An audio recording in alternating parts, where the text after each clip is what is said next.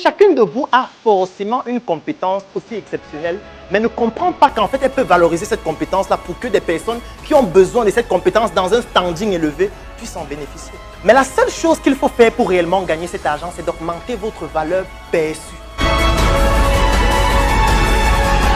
Dès aujourd'hui, vous devez vous poser la question, quelles sont les tâches que je fais au quotidien?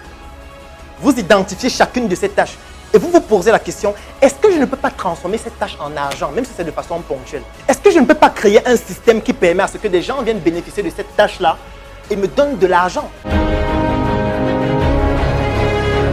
L'entrepreneuriat, c'est qu'est-ce que je gagne dans ce qu'on est en train de faire là? Terminé. L'amour, vous allez aimer votre partenaire si c'est possible. Mais dans l'entrepreneuriat, ce sont les intérêts qui guident les choix. Ne partez pas appliquer des conditions qui travestissent vos valeurs personnelles parce que vous voulez gagner de l'argent. Il y a des femmes qui ont un besoin beaucoup plus important de s'affirmer et de laisser une marque lorsqu'elles disparaîtront. Ça, c'est aussi un autre objectif de réussite qui est différent d'une autre femme. Donc, n'essayez pas de comparer votre réussite avec celle des autres parce que vous n'avez pas le même patrimoine génétique, vous n'avez pas les mêmes compétences, vous n'avez pas grandi dans le même environnement.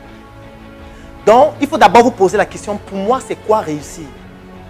Et dès que vous avez répondu à cette question, qu'est-ce qu'il faut faire pour atteindre cette réussite-là? Quelles sont les étapes? Il y a des femmes là qui ont des projets, mais leurs projets les soutiennent comme la corde soutient le pendu. Parce qu'elles ont des dettes qu'elles n'arrivent pas à rembourser, que peut-être tout au long de leur vie, elles ne rembourseront jamais.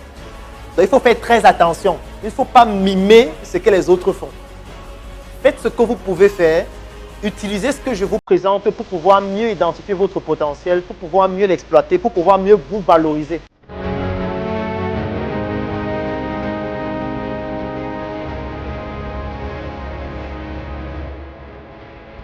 Quelqu'un qui a toujours réussi à l'école, ça veut dire que sur la courbe de son ECG, il n'y a jamais eu de courbe basse et que c'était toujours haut, toujours haut, toujours haut. Il a des hauts risques de ne pas s'en sortir sur le plan professionnel.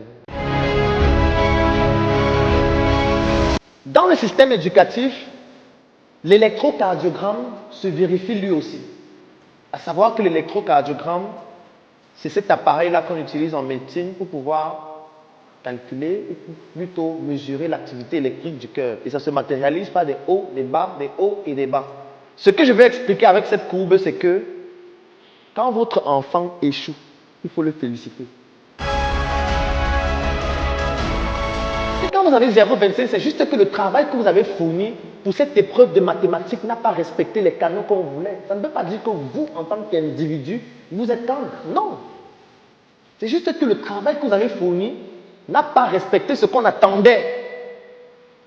Mais sauf qu'à ce moment donné, avec le regard de ses camarades, avec les mentions qu'on met sur sa feuille, avec ce que ses parents vont dire à la maison que tu es privé de sortie, tu es privé de cela, tu es un cancre, tu n'auras plus d'argent de venir, etc.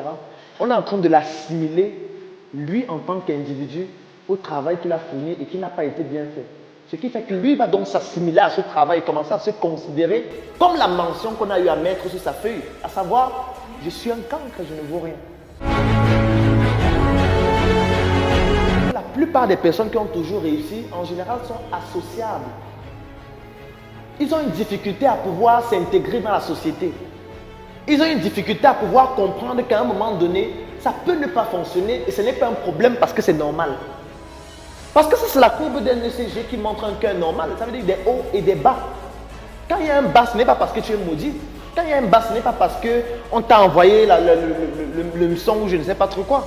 Quand il y a un bas, c'est parce que de façon naturelle et normale, il faut qu'il y ait des situations difficiles pour que tu en ressortes avec des leçons qui vont te permettre de briller encore davantage. C'est ça l'entrepreneuriat. La prise de risque. Le fait d'élargir sa zone de confort, de sortir progressivement de ce qu'on a conçu pour nous, pour pouvoir toucher à des choses que les gens n'ont pas déjà eu à expérimenter avant.